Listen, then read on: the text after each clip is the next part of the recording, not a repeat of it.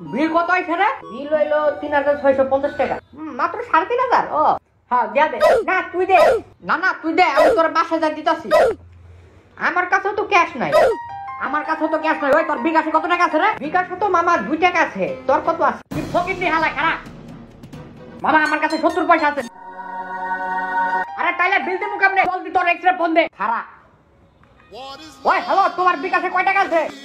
আমার বিকাশে তো 20 পয়সা আছে। আরে ধুরো, কোন ভিখারির লগে প্রেম করছিলাম রে ভাই? খারাপ মামা, তোর কাছে না ব্যাংকে টাকা আছে? আরে কার্ডে দিও তাই তো।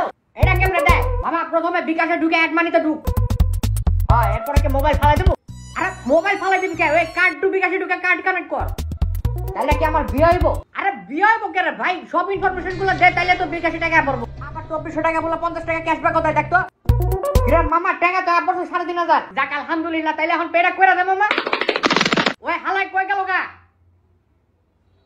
ওই তোমার একটু তোমার ছেড়ে গেছে গা। তোমার আমার কেমন লাগে?